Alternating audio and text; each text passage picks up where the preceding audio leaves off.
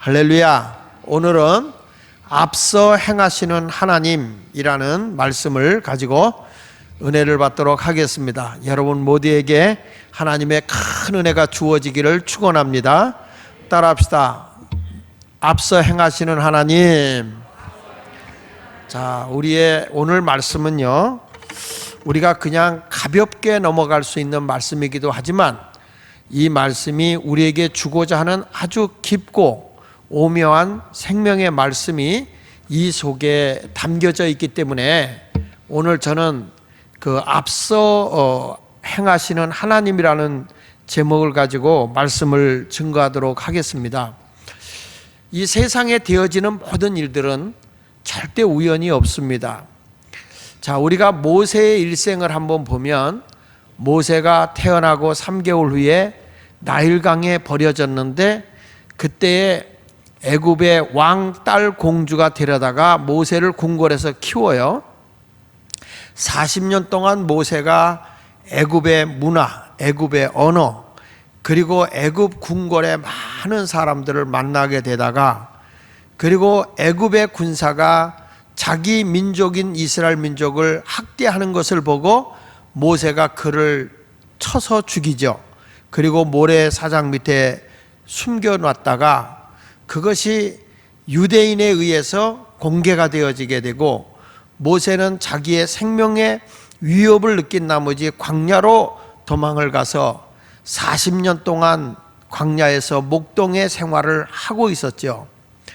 마치 모세는 이제 내일의 꿈도 없고 희망도 없고 아주 극도로 좋은 궁궐 생활을 하다가 들판에서 양과 염소와 함께 지내는 목동으로 전락해 버린 게 모세입니다. 어찌 보면 모세의 세월은 이제 더 이상 이 세상 누구도 알아주지 않는 잊혀진 세월을 살아가고 있는 것 같았어요. 그러나 그것은 이미 하나님이 앞서 행하고 있는 것이었습니다. 모세를 나중에 애굽으로 보내서 애굽의 왕을 만나야 되고 애굽의 많은 그 모세가 사귀었던 사람들을 만나게 됨으로써 이스라엘 백성을 이끌고 나오게 되고 이스라엘 백성을 광야로 인도하면서 가는 40년 동안의 그 광야의 생활을 하나님이 훈련시키기 위해서 40년을 또한 모세를 훈련시켰던 걸 보게 돼요. 그러니까 궁궐 생활 40년, 그리고 목장 생활 40년, 그리고 광야의 생활 40년, 120여 년 동안을 살게 되는 모세의 일생을 보면서 80년을 하나님이 준비시키는 걸 보게 됩니다. 사랑하는 여러분, 우리가요 어떤 하나님의 일을 하려고 할 때에 내일에 될 날을 위해서 하나님이 무엇인가를 미리 앞서서 행하시고 준비하고 있다는 것을 알아야 된다 그 말이에요.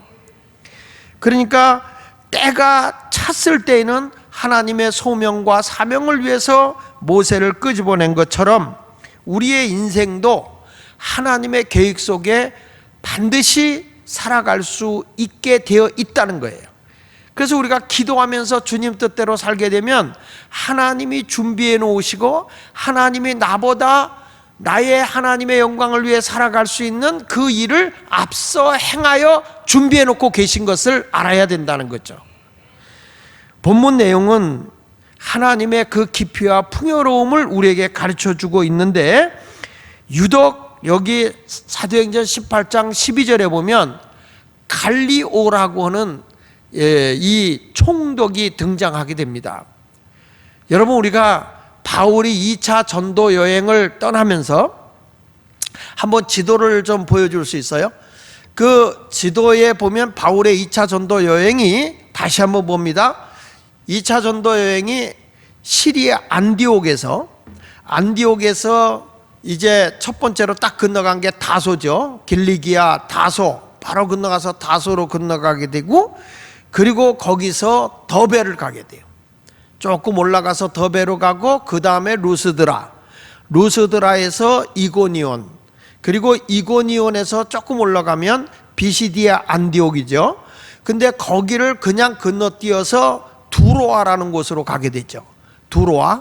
그리고 그 두로아라는 데서 배를 타고 닷새길을 가야 되는 것을 하나님이 순풍에 돛대를 밀들어 해서 이틀 만에 사모드라게라고 하는 그런 그 섬으로 가게 되고, 거기를 경유해 가지고 그가 간 데가 항인 네아폴리 항이에요. 네아폴리 항을 거쳐서 드로아에서 하나님의 환상 중에 마게도냐에서 오라는 여자의 소식을 듣고, 복음을 아시아에서 전하는 것이 아니라 하나님이 유럽으로 복음을 전하러 오라는 것이구나 하는 것을 깨닫고, 그가 네아폴리를 거쳐서 그 마게도냐의 가장 큰 도시, 첫 성이라고 얘기합니다만은 가장 큰 도시 빌립보에서 복음을 전하게 되죠. 그러니까 지금 사도행전 16장의 역사가 이제 그 빌립보에서부터 시작이 되는 거예요. 그 빌립보에 가서 복음을 전하는 가운데에 거기에 루디아라고 여인의 집이 기도처를 마련하고, 그곳을 들락날락할 때마다 저 많은 귀신 들린 여자가 바울을 계속해서 하나님의 종이다, 하나님의 말씀을 대언하는 자라고 하면서 계속 그에게 괴로움을 줘요. 그러니까 바울이 그에게 들어간 귀신, 저 많은 귀신을 쫓아낸 것 때문에 그 저 많은 여인을 통해서 돈을 벌고 있던 주인이 바울과 신라를 때려서 감옥에다 집어넣고, 그곳에서 기도하고 찬송하는 중에 옥문이 열리고 거기서 자유함을 얻게 돼서 바울이 거기에서 나와가지고 어디로 내려가냐면 데살로니가로 내려가게 됩니다. 조금 그 부분을 지도를 좀 크게 해줬으면 좋겠네요. 그래서 이 마게도냐라고 하는 그 지역의 빌립보를 거쳐서 데살로니가에 가서 복음을 전하는데, 많은 분들이 예수를 믿고 돌아오니까 시기하는 유대인들이 불량화를 선동해 가지고 바울을 학대하게 되고, 그 많은 소란을 일으키게 되니까 갓 예수를 믿는 어린 신앙을 가진 사람들의 해를 입을 수도 있다 싶어서 그 믿음의 형제들의 권면을 받고 데살로니가에서 더 신사적으로 아주 넓게 하나님의 말씀을 받아들이고 행함이 따라오는 베레아라는 곳으로 가서 복음을 전합니다. 거기에 많은 유지들과 그리고 경건한 헬라의 귀부인들이 예수를 영접하고 믿는 것을 보고, 그 데살로니가에서 그 반감을 가지고 있던 유대인들이 또 불량화를 여기까지 데리고 와서 소동을 일으켜요. 그러니까 이게 다급하게 되니까 그때의 믿음의 형제들이 여기다가 디모데와 바울을 그냥 신라를 놔두고 바울만 급히 그의 생명을 보호하기 위해서 피난시키고 내려간 데가 어디냐면 아덴이라는 곳이죠. 아덴. 자, 조금 좀 올려주시고, 이 아덴이라고 하는 데가 지금의 그리스에 있는 아테네입니다. 아테네. 그래서 여기서 바울이 아테네라는 데는 굉장한 철학자가 있었는데, 성경에는 두 학파가 있는데, 하나는 에피크로스 학파라는 자가 있는데, 그들은 신은 믿지만 신은 멀리 있어서 우리의 생명과 또 우리의 늙음과 우리의 병과 우리의 죽음을 상관할 수 있는 신이 아니다. 너무 멀리 떨어져 있기 때문에 우리에게 어떤 것도 돌봐줄 수 없는 신이라고 그들은 그렇게 주장하는, 신은 있다고 믿으면서도 우리와 상관없이 멀리 떨어져 있는 신을 믿는다고 하는 학파가 에피크로스 학파였어요. 근데 바울이 나중에 설교하면서 뭐라고 그래요? 하나님은 우리와 항상 가까이 계신 분이다. 언제나 우리가 함께한다. 이렇게 에피쿠로스 학파를 향해서 얘기하죠. 그리고 또 하나의 학파는 스토아 학파입니다. 이 스토아 학파는 신은 하나가 아니다. 모든 건 신이다. 범신론, 신이 많다. 이렇게 주장했던 사람들이면서도 굉장히 절제하고 그리고 금욕주의적인 신앙을 가지고 있던 사람들이죠. 근데 저들이 신을 너무 많이 섬기다 보니까 섬기는 신조차가 무슨 신인지를 몰라. 그래서 바울이 그들이 알지 못하는 신이라는 신당을 만들어 놓고 섬기는 그들을 향해서 알지 못하는 신이 뭐냐 해놓고 예수 그리스도다라고 철학적으로 논쟁을 하죠. 근데 아테네에서 별로 예수 믿는 사람이 없습니다. 그래서 바울이 거기를 지나서 찾아간 것이 아덴을 건너뛰어서 고린도로 간 거죠. 고린도. 자, 여러분 여기서 유심히 봐야 될 게 지금 왜 여기까지 내가 오냐면 아가야라는 글씨가 보이나요? 예. 그 아가야라고 하는 데에서 그 우리로 말하면 이런 거예요. 충청남도 하면은 충청남도의 큰 도시가 대전 이렇게 나오듯이 이 아가야라고 하는 그 큰 우리나라로 말하면 뭐 경기도 하면 경기도 안에 인천이 있는 것처럼 그런 모습으로 고린도가 있는 거예요. 고린도 큰 도시죠. 근데 아가야라고 하는 큰 곳에 고린도 도시가 있는 거예요.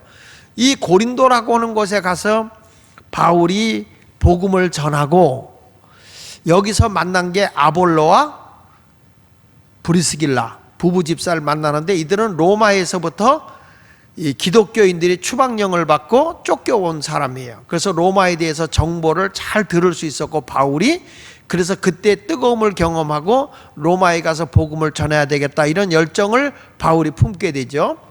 그리고 이 고린도에서 많은 사람들을 복음을 전하면서 양육을 하는데 일반적으로 바울이라는 사람이 선교를 가면 한 군데 오래 머물러 봐야 3개월 그 이하로 이렇게 탁탁탁탁 옮겨가면서 선교를 했어요. 바울이.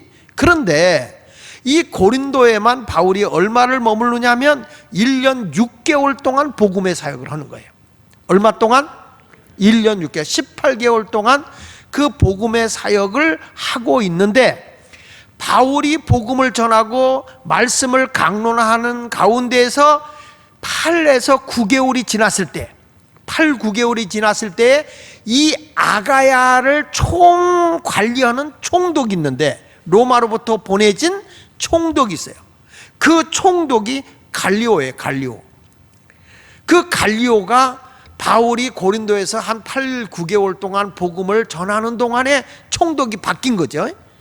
이 갈리오라고 하는 사람을 보내놨는데 이때 바울에 대해서 유대인들이 많은 그 반감을 갖고 있었어요. 그게 뭐냐? 유대인들이 믿는 메시아, 너희가 그렇게 기다리고 계신 메시아가 누군지 아냐? 예수 그리스도다. 그분은 우리의 죄를 위해서 십자가에 죽었고 사흘에 부활하신 그 예수다라고 얘기를 하는 거예요. 그러니까 이 유대인들은 적어도 우리를 구원하러 오는 구세주라면 어떤 사람이냐 하면은 다윗과 같은 인물일 것이라고 생각했던 거예요.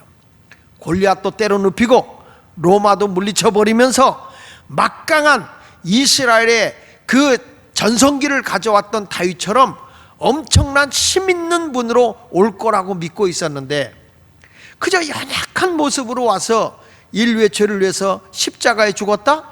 그 당시에 십자가는 가장 극악무도한 자들이 죽는 아주 처참한 사형틀이 십자가인데 그 예수 그리스도가 그렇게 아주 끔찍한 범죄를 지닌 자 같은 모습으로 십자가에 죽었는데 그분이 우리의 메시아다 그러니까 이 유대인들에게 있어서는 상당히 자존감이 상한 거예요. 그래서 그런 것 때문에 반감을 가지고 바울에 대해서 굉장히 싫어했던 거죠. 근데 그때 누가 여기에 왔냐면 갈리오라고는 총독이 아가야 지방을 통치하러 온 거죠. 그러니까 막강한 권력자가 바뀌면 사람들이 어떤 일이 생기냐면 민원을 많이 집어넣게 돼 있어요. 고발도 많고 민원도 많게 되죠. 자, 사도행전 18장 11절에 바울이 1년 6개월을 머물며 그들 가운데 하나님의 말씀을 가르치고 있었단 말이에요. 그런데 12절을 보니까 다시 한번 좀 띄워줘 보면 12절에 사도행전 18장 12절에 같이 읽어봅시다. 시작. 갈리오가 아가야 총독 되었을 때에 유대인이 일제히 일어나 바울을 대적하여 어디로 데리고 갔다고 그랬어요? 법정으로 데리고 간 것이에요. 자, 여러분 이 갈리오라고 하는 사람이 왜 여기서 유독 총독이라는 이름이 탁 부각되고 있었느냐? 그것을 우리가 좀 오늘 생각을 하려고 그래요. 하나님이 우연히 갈리오가 바울이 고린도에 있을 때에 이쪽으로 총독으로 보낸 것은 그것은 로마의 어떤 지도자의 계획이 아니었어요. 누구의 계획이었느냐? 하나님의 계획이었어요. 이 사람이 도대체 어떤 사람이냐 하면은 이 갈리오라고 하는 사람의 본명이 마르쿠스 안네우스 노바투스라는 이름이에요. 원래 로마 사람의 이름은요, 항상 이렇게 세 단어로 돼 있어요. 세 단으로. 그래가지고 마르쿠스 안나우스 노바투스라고 하는 이름이고, 그의 형의 이름은 루키우스 안네우스 세네카. 이 세네카라고 하는 것은 유명한 철학자로서 많이 알려져 있어요. 그런데 우리나라도 여러분 이름이 제일 긴 사람이 누굴까? 그래서 제가 인터넷으로 찾아봤거든. 실질적으로 우리나라에서 이름이 제일 긴 사람이 누군가 그랬더니 이 사람이더라고요. 박하늘 별님 구름 햇님보다 사랑스러우리. 이게 우리나라 실제 이름이에요. 박하늘 별님 구름 햇님보다 사랑스러우리. 뭐 이름이 길면 오래 산다고 그래서 이름을 길게 졌나 봐요. 어떤 사람은 박차고 나오는 놈이 뭐라고 하던가 하여튼 그래 이름이 있어요. 근데 하여튼 이름을 길게 겠는데 이 로마 사람들의 그 이름은 항상 이렇게 세 단어로 이렇게 딱딱 이렇게 지게 되어 있습니다. 근데 여기 보면 이 마르쿠스 안네우스 노바투스하고 그 다음에 루키오스 안네우스 세네카의 아버지는 당시에 로마의 원로원의 회원으로 있었어요. 그 당시에 로마의 원로원이라면 모든 그 재판의 결정을 질 수 있는 그런 아주 높은 자리에 있는 사람인데, 이 아버지가 보니까 우리 두 아들을 잘 공부를 시켜야 되겠다. 그래서 로마에서 최고의 철학자이면서 수사학자, 이 수사학이라는 건 뭐냐면 그 다른 사람을 설득하고 영향력을 행사할 수 있는 그런 언어 기법을 공부하는 거예요.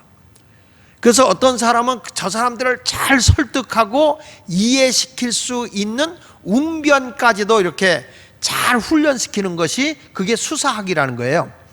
근데 그 당시에 이 아버지는, 친아버지는 이 두 아들이 아주 훌륭한 로마의 정치적 지도자가 되기를 원했던 것 같아요. 그래가지고 자기는 이 아이를 키울 수 없으니까 그 당시에 이 수사학과 철학자로 최고의 권위를 가지고 있는 그 사람의 집에 양자로 입양을 시켜요. 두 형제를. 그 마르쿠스 안네우스 노바투스하고 루키오스 안네스 세나카를 그 집에 입양을 시킵니다. 근데 그 사람이 누구냐면 루키우스 유니우스 갈리오예요. 뭐 이름이 너무 길어서 그냥 뭐 그러지만 그 루키우스 유니우스 갈리오, 이 철학자 수사학의 집에 이제 양아버지로 모시게 되는 거죠. 그래서 거기서 공부를 하고 난 뒤에 그 아버지의 이름을 따서 총독으로 나오는 거예요. 양아버지의 이름을 따서. 그래서 이 사람의 이름이 갈리오예요. 갈리오. 왜냐하면 그 양아버지의 이름 끝에가 루키오스 유니우스 갈리오라고 그랬잖아요. 그 이름을 본따서 이제 자기가 갈리오라는 이름을 가지고 바로 이 아야의 뭐가 됐느냐라고 하면 아가야의 총독으로 오게 된 거예요. 이 사람이. 자, 그러니까 이때에 그의 형 세네카는 로마 황제의 학문을 가르치는 철학의 스승이었고, 그의 형은, 그리고 이 갈리오는 이 고린도 성이 있는 그 아가야에 뭘로 왔냐면 총독으로 오게 된 것입니다. 그러니까 새로 오자마자 많은 분몰이 쳐들어, 이제 그 민원이 막 봇물 터지듯이 뭐 어마어마하게 이렇게 막 쏟아져 오는 거죠. 그런데 하나님은 지금 누구를 준비해서 여기 보낸 거냐면 갈리오라고 하는 사람을 누굴 만나게 하려고 한 거냐? 바울을 만나게 하려고 했던 거예요. 자, 왜 그런지는 제가 조금 이따 설명합니다. 자, 그래서 사람들이 와서 뭐라고 얘기하냐면 바울을 이제 고발한 겁니다. 끌고 와서 새로운 총독이 오니까 이 갈리오라는 총독 앞에서 이제 바울을 고발하게 됩니다.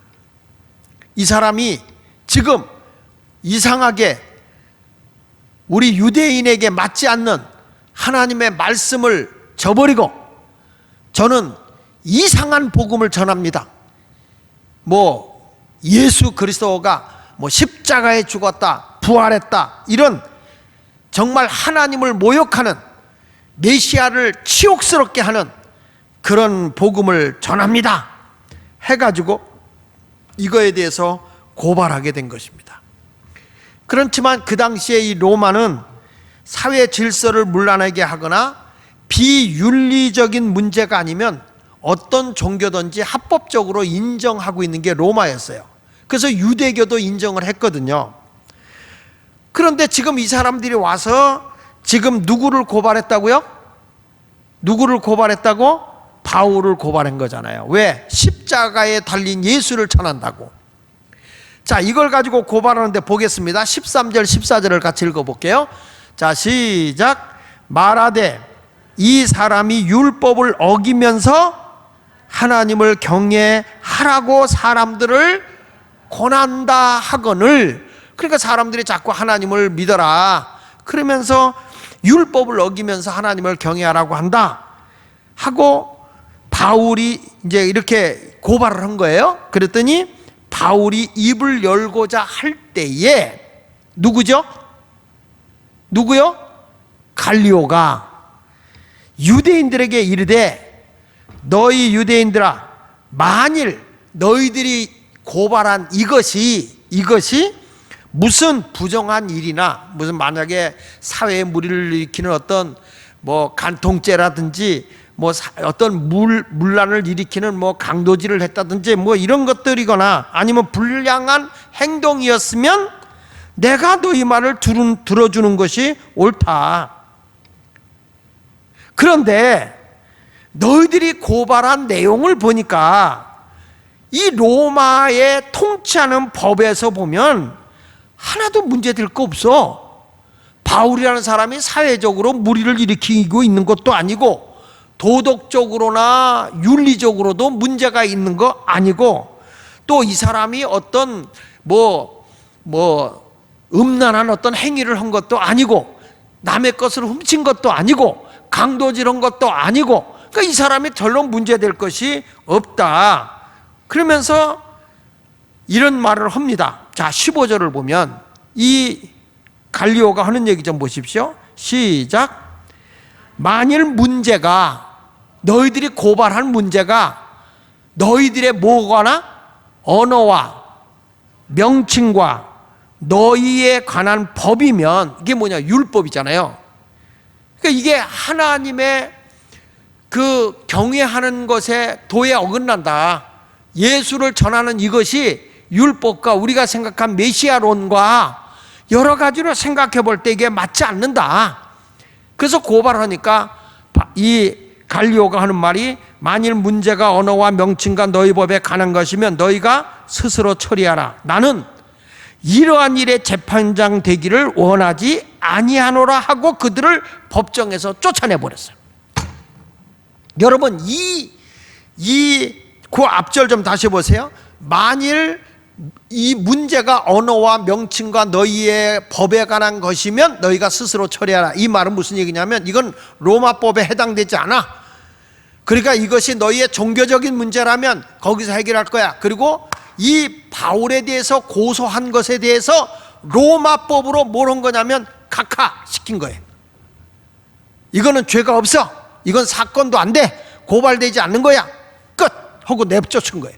여러분, 이것이 말이야, 이 사건이 바울이 나중에 복음을 전할 때 어마어마한 도전을 받고 또 고발이 들어와요. 고발이 들어오는데 이 사건 때문에 바울이 어디를 가게 되냐면 로마로 가서 복음을 전하게 되는 계기가 되는 거예요.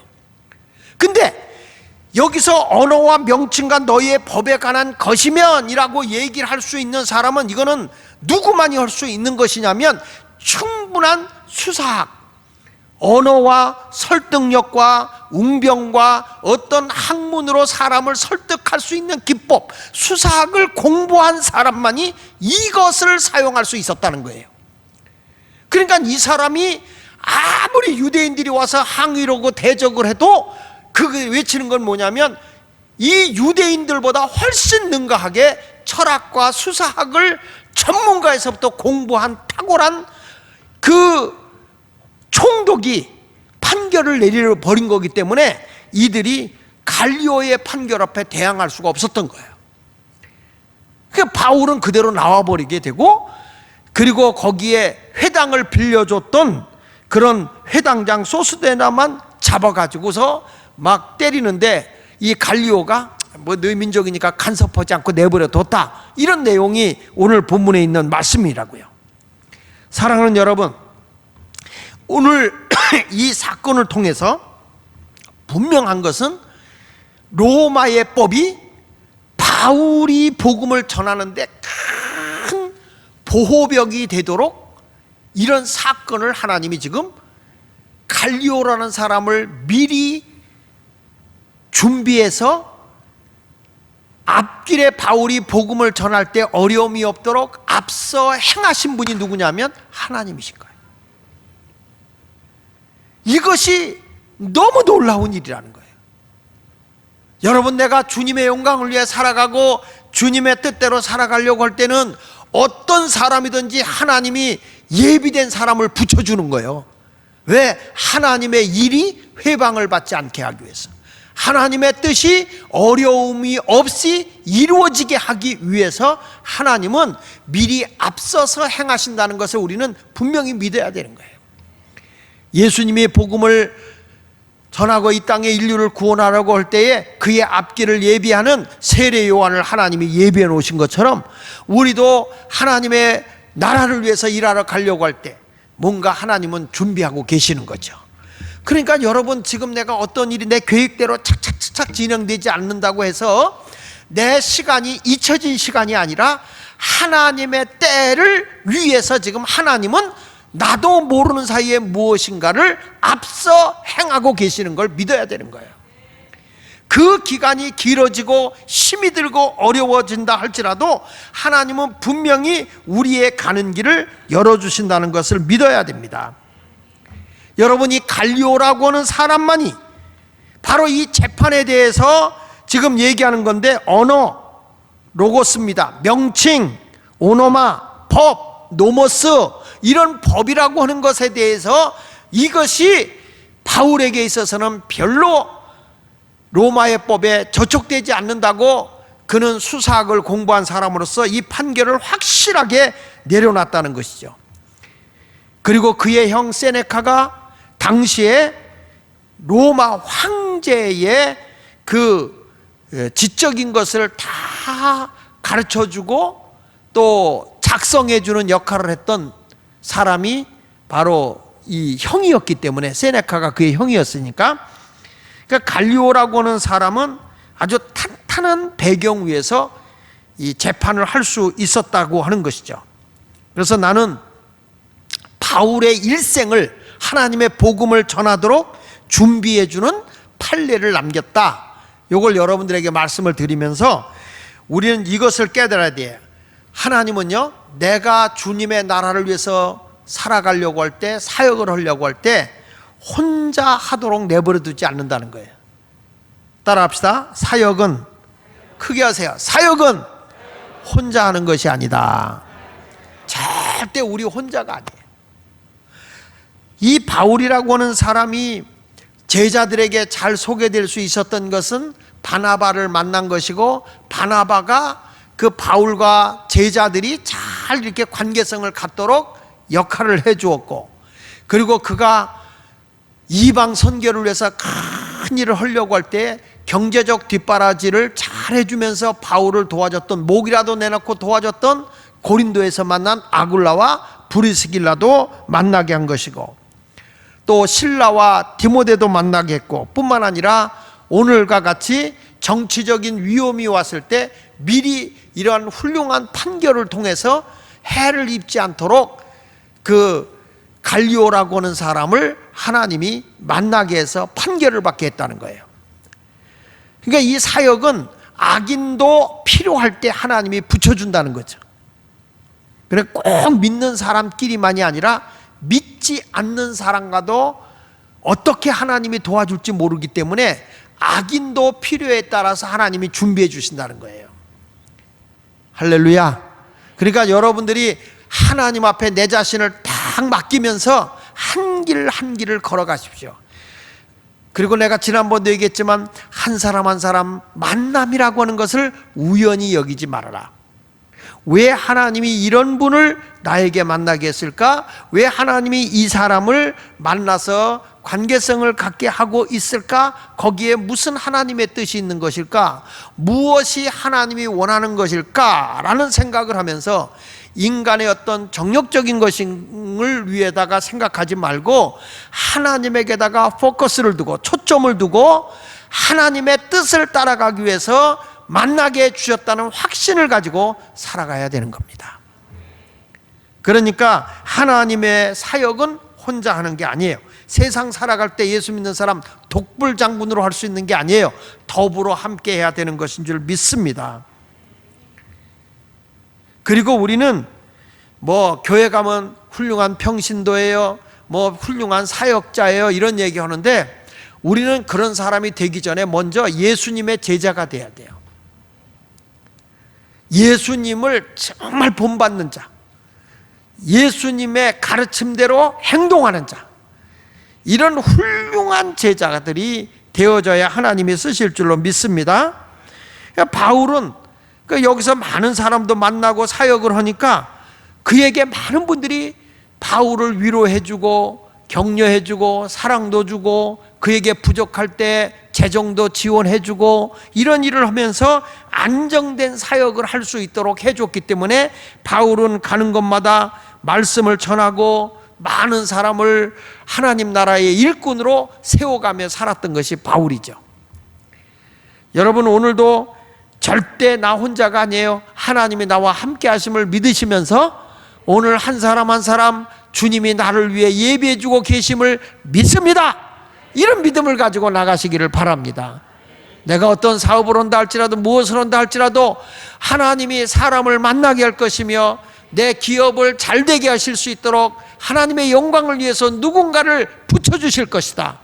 미래를 위해서 무엇인가를 하나님이 행하시고 있는 그 사람을 붙여주신다.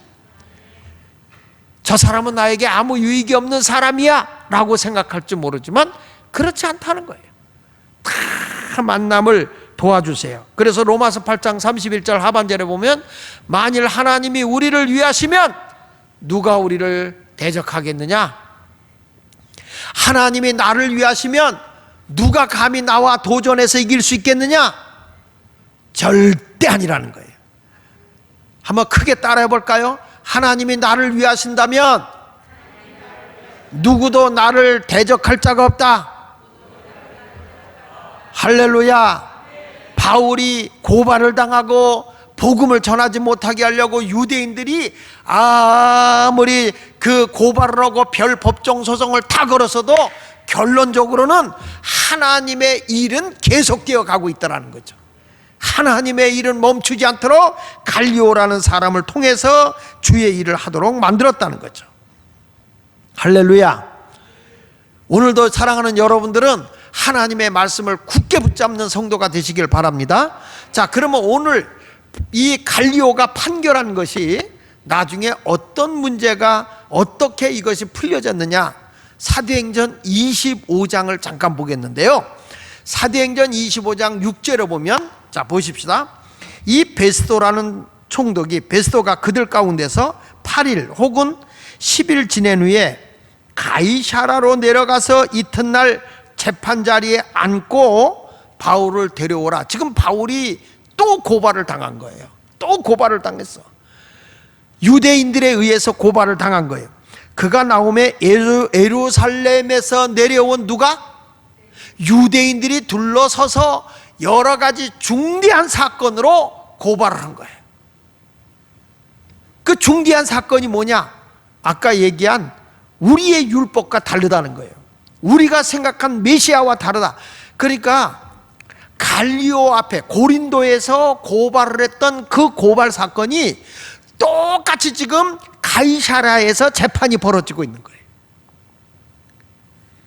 예루살렘에서 좀 내려오면 거기가 이제 가이사랴거든요. 가이사랴가 개사라 가는 데가 아니고 동네 이름이에요. 가이사랴가 아니고. 자, 그런데 거기서 여러 가지 중대한 사건을 고발을 했는데 이 사람이 능히 뭐였냐면 증거를 대지는 못했다. 그래서 여기 보십시다. 바울이 변명하여 이르되 유대인의 율법이나 성전이나 가이사야에게나 내가 도무지 죄를 범하지 아니했다. 내가 율법적으로나 교회적으로나 내가 로마의 법으로나 가이사가 그 당시에 황제니까 로마법이래나 나는 도무지 죄를 범한 게 없다. 나는 진짜 우리의 허물과 죄를 위해서 십자가에 못 박혀 돌아가신 예수가, 부활하신 예수가 우리의 구세주다, 메시아다, 우리를 죄에서 구원해 주신다, 우리의 생명을 다 영원한 생명으로 바꿔주시고 천국으로 인도하신다, 이런 구원의 복음을 담대하게 전했다 이거예요. 근데 유대인들은 계속 또 고발을 하니까 재판을 받고 있는 거잖아요. 베스도가 유대인의 마음을 얻고자요 바울더러 묻되 내가 예루살렘에 올라가서 이 사건에 대하여 내 앞에서 신문을 받으려느냐? 베스도가 지금 얘기를 하는 거예요. 자, 그렇다면 너가 이 사건에 대해서 나한테 재판받을래? 이렇게 물은 거예요, 바울에게. 그랬더니 바울이 뭐라고 얘기하냐면 여기서 안 받는다는 거예요. 나는 어디 가서 받느냐? 로마에 가서 내가 재판을 받겠다. 로마의 황제 옆에 누가 있냐면 황제 옆에는 이 갈리오의 형 세네카가 있어요.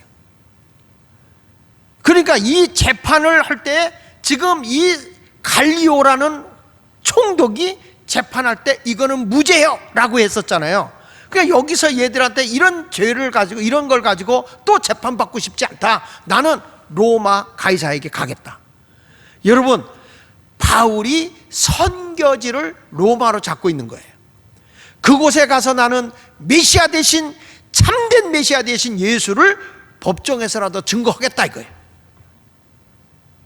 그러니까 이 바울이라는 사람에게 이 갈리오라고 하는 사람의 판결이 복음을 전하는데 큰 힘이 된 거예요. 이것을 위해서 미래의 로마로 가서 복음을 전할 때 어려움 당하지 않게 하기 위해서 하나님은 갈리오라는 사람을 이미 그 철학과 수사학이라는 공부를 충분히 공부를 시켜서 어디로 내려보낸 거냐? 고린도로 내려보낸 거예요. 여기서 바울을 만나고 바울이 복음을 전하는데 회방을 받지 않도록 판결이 떨어졌다. 여러분, 이거는 엄청난 사건입니다. 별로 여러분들 표정 보니까 나는 돈 떨어지는 게 낫지 이거는 별로예요 이런 표정을 짓는데 지금 엄청난 하나님의 계획이 여기서 일어난 거예요. 여러분, 이 사건 속에서 어마어마한 일인 거예요. 자, 계속 볼게요. 바울이 이르되 내가 가이사의 재판자리 앞에 섰으니 마땅히 거기서 신문을 받을 것이다. 난 당신한테 안 받는다. 니들 여기서 정치적으로 장난하고 딴짓 할지 몰라. 근데 나는 로마 가이사 황제 앞에 갈 거야. 거기 가서 재판을 받으련다. 당신도 잘 아시는 바와 같이 내가 유대인들에게 불의를 행한 일이 없나이다. 만일 내가 불의를 행하면 무슨 죽을 죄를 지었으면 죽기를 사양하지 아니할 것이나 만일 이 사람들이 나를 고발한 것이 다 사실이 아니면 아무도 나를 그들에게 내줄 수 없나이다. 내가 가이사께 상소하노라. 나는 가이사에게 가서 이 사건을 재판을 받겠다. 이렇게 선언하는 거예요. 수일 후에 아그리빠 왕과 버니게가 베스도에게 문하라로 가이사랴에 와서 여러 날을 있더니 베스도가 바울의 일로 왕에게 고하여 이르되 벨렉스가 한 사람을 구려하여 두었다. 자, 이제는 고린도에 있던 사건을 유대인의 고발에서 기각이 됐는데 또 이런 재판이 벌어지게 되니까 이제는 로마에까지 가서 나는 이 재판을 확실하게 로마로부터 받겠다. 이 복음이 잘못된 것이 아니라는 것을 유대인들이 반대하고 유대인들이 자꾸 고발하니까 나는 최고의 로마가 지금 다 통치하고 있는 나라들이니까 로마의 최고의 황제, 그 당시의 황제는 신으로 여기는 때니까, 신으로 믿고 있을 때니까 그 황제의 판결을 받겠다. 자, 여러분 계속 다시 한번 읽어볼게요. 25장 10절부터 다시 한번 보세요. 25장 10절. 자, 바울이 이르되 내가 가이사 재판자리 앞에 섰으니 마땅히 거기서 신문을 받을 것이나 당신도 잘 아시는 바와 같이 내가 유대인들에게 불의를 행한 일이 없나이다. 만일 내가 불의를 행하며 무슨 죽을 죄를 지었으면 죽기를 사양하지 아니할 것이나 만일 사람들이 나를 고발하는 것이다 사실이 아니면 아무도 나를 그들에게 내줄 수 없나이다. 내가 가이사께 상소하느라 한데, 같이 읽어봅니다. 시작. 베스도가 배석자들과 상의하고 이르되 내가 가이사에게 상소하였으니 내가 가이사에 상소하였으니 가이사에게 갈 것이다. 지금 어디로 가겠다고 그랬어요? 가이사에게. 가이사는 어디에 있냐? 로마로 가는 거예요. 바울은 지금 선교지를 항상 어디다가 비전을 두고 있었어요?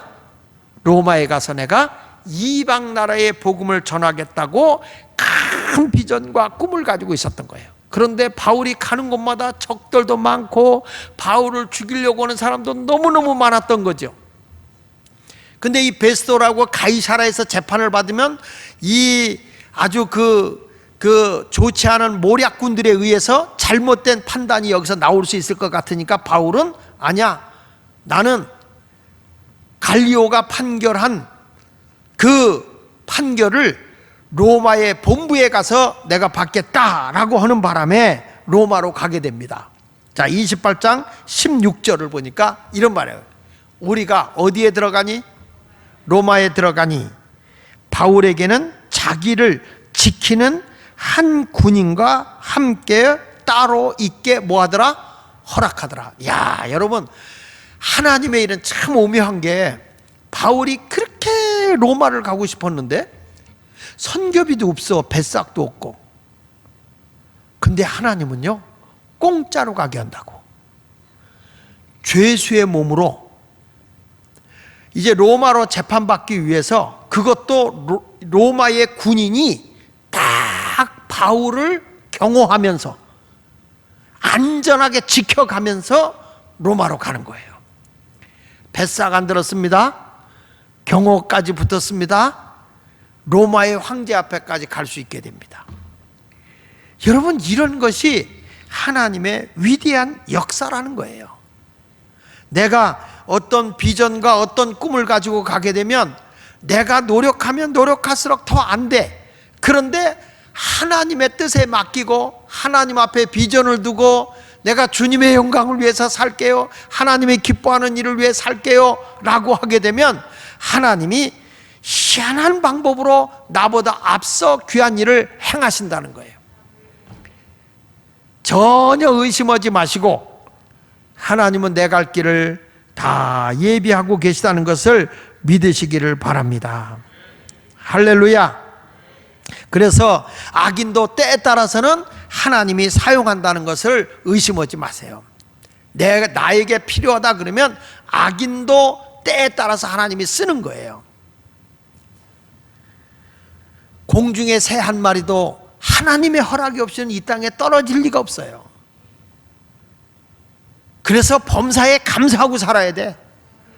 내 운명을 하나님께 맡기시길 바랍니다. 내 일생을 하나님께 맡기시기 바랍니다. 그러면 우리의 시간표가 내 시간표로 움직이는 것이 아니라 하나님의 시간표에 따라 움직이게 되는 것이고, 하나님의 뜻 안에서 사람도 만나게 해주는 것이고, 하나님의 뜻 안에서 모든 것이 이루어지게 되는 것입니다.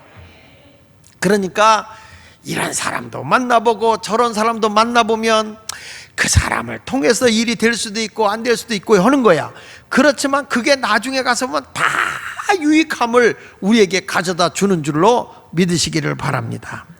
자, 여기 보면 하나님의 구원의 역사를 위해서 사람을 필요에 따라서 사용하는데, 로마서 18장 16절 오늘도 보니까 그들을 법정에서 쫓아냈다. 누가? 갈리오가. 자, 바울에 대해서 더 이상 재판할 거 없으니까 나가, 니들 고발한 거 무효야, 내쫓아. 그냥 홧김에 모든 사람이 회당장 소스네를 잡아서 법정 앞에서 때렸다는 거예요. 갈리오는 관여하지 않습니다. 이 사람은 진리에 관심도 없는 사람이야. 소스데네가 누군지, 바울이 누군지 그저 아무 상관없다는 거예요. 근데 여러분, 이 소스데네라는 사람은 고린도서 1장 1절에 보면 이렇게 나와요. 하나님의 뜻을 따라 그리스도 예수의 사도로 부르심을 받은 바울과 형제 누구라고 그랬어요? 소스데네요. 그러니까 이 소스데네는 고린도 교회의 지도자입니다. 그가 회당에 있었던 사람이지만 예수 그리스도를 믿는 사람이었어요. 그래서 고린도 교회의 감독이 있는데, 우리로 말하면 담임 목사 이런 거죠. 1대 담임 목사님, 1대 감독이 바울이고 2대 감독이 사울이에요. 이번에 우리 교인들 그 고린도 운하까지 갔다가 고린도 교회 그 바울 기념 예배당 들리셨다면서요. 그렇죠? 거기 가면 이거 써 있어요. 거기 가면 딱을 때 1대가 바울, 2대 감독이 실라, 3대 감독이 아굴라, 4대 감독이 소스데네예요. 그 고린도 교회. 그러니까 그냥 예수를 영접하고 홧김에 말이야 예수 믿는 사람을 때린 거예요. 바울은 못 때리고. 왜? 바울은 워낙 로마의 시민권을 가지고 있는 사람인데다가 또 하나님의 말씀의 도가 대단한 사람 아닙니까? 그래서 우리는 그저 겸손하게 주님의 뜻대로 살아가는 성도가 됐으면 좋겠어요.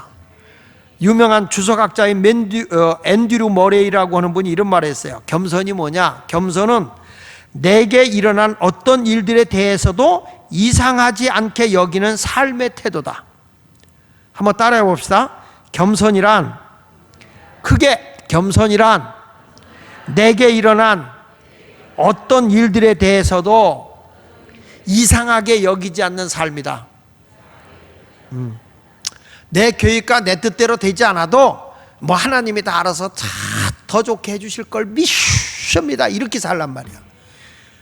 그냥 자기 뜻대로 이거 계획했다가 안 되면 울고 불고 낙심하고 좌절하고 실망하고 그렇게 살지 말고, 하나님은 더 좋게 인도하시는 하나님, 더 행복하게 하시는 하나님, 더 좋은 사람을 만나게 하시는 하나님, 더 나에게 큰 일을 할 수 있도록 길을 열어주시는 하나님, 이렇게 항상 하나님 앞에 모든 걸 맡기고 살아가는 사람이 되시기를 바랍니다.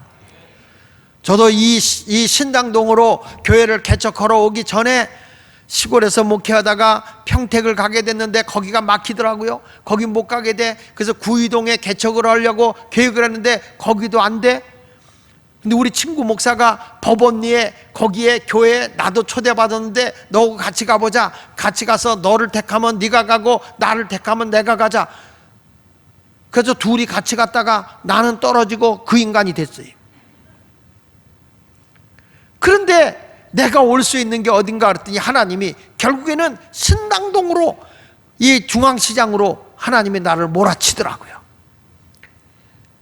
그러니까 평택으로 다 가게 돼 있는데도 막히고, 구이동으로도 구이감리교회로 가기로 돼 있었는데도 한 주간 남기고 막히고, 저 법원리에 웅담이라는 곳인데 거기에 교회도 안 되고, 그러더니 신당동에 그 중앙시장 안에서 돼지머리와 함께 지내는 그런 곳에서 교회가 시작이 되는 거예요.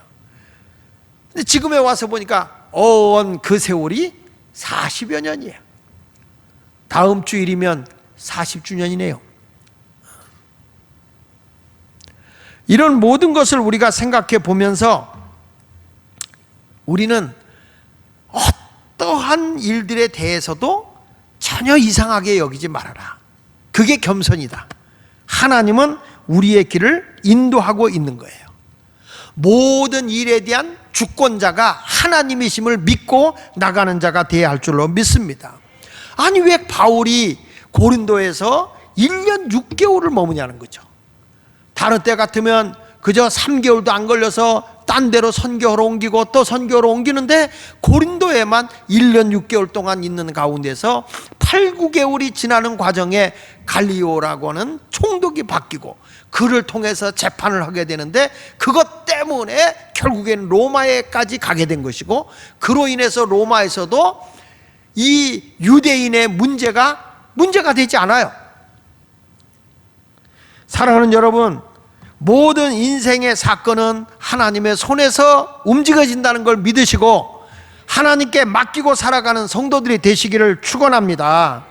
하나님의 섭리를 우리가 알아야 돼요. 내 인생을 미리 아시고 다 준비해 주시는 분이 하나님이시란 말이에요. 할렐루야. 니고데모가 예수님에게 탁 다가올 때도 내가 거듭나지 않으면 하나님 나라 못 간다? 아니 사람이 이 나이에 어머니 뱃속에 들어갔다 나와야 됩니까? 아니야, 물과 성령으로 거듭나야 천국에 갈 수 있는 것이다. 그 말은 무슨 얘기입니까? 내 생각이나 내 의지를 뛰어넘으라는 겁니다. 영적으로 다시 태어나라는 것입니다. 영적으로 거듭나라는 것입니다. 그래야 하나님의 세계가 보이는 거예요. 비행기를 타고 가려고 하면 막 비가 와요. 막 비가 억수로 쏟아져. 그런데도 비행기가 딱 떠가지고 어느 정도 고도에 딱 올라가면 햇빛이 쨍쨍 나요. 그 구름 위에 올라서는 순간에 비는 보이지도 않아요. 우리의 신앙도 마찬가지라는 거예요. 내가 이 세상에서 보니까 세상 눈으로 볼 때는 캄캄한 것 같고 모든 것이 다 막힌 것 같고 이제는 내 인생이 끝장 난 것 같은데 이게 딱 영적으로 딱 올라서 보면 아무것도 아닌 거야. 아무것도 아닌 거야. 하나님의 계획이 있었네. 하나님의 더 큰 것을 준비하고 계셨네. 아멘입니까? 여러분, 다윗이 골리앗과 싸우러 갈 때 모든 백성들은 다 두려움에 떨고 있을 때예요. 절망이다. 우리는 저 블레셋 군대를 이길 수 없다 그랬어요. 그런데 영의 눈을 뜨고 있는 다윗만큼은 우리의 보호자는 하나님이다. 그리고 그 앞에 나가서 너는 창과 검을 의지하고 나오지만 나는 너보다 한 단계 높은 저 위에 계신 만군의 여호와 하나님을 의지하고 나간다. 물맷돌 가져가서 골리앗을 물리쳐버린 줄 믿으시면 아멘 하세요. 모든 사람이 절망하고 두려움에 떨고 있을 때 이 낮은 자리의 삶이 아니라 영적인 세계에 저 높은 영의 세계 속에 살아가는 사람은 아무것도 아닌 겁니다. 가나안을 정탐하고 온 10명이 육의 눈으로 봤을 때에 야, 거기는 적과 꿀이 흐르는 땅이지만 그들의 아낙자손들은 거구고 막강한 군사력을 가지고 있어. 우리 같은 메뚜기 떼 같은 우리들이 거기 들어가 봐야 우리는 애굽보다 못한 더 큰 포로가 될 거야. 그것은 맞는 얘기예요.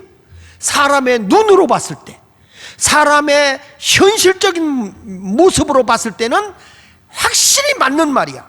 그런데 하나님의 눈으로 바라보니까, 세상의 눈이 아닌 하나님 차원의 눈으로 바라보니까 하나님이 우리의 보호자이고 저들은 우리의 먹잇감이다. 먹잇감, 밥이다.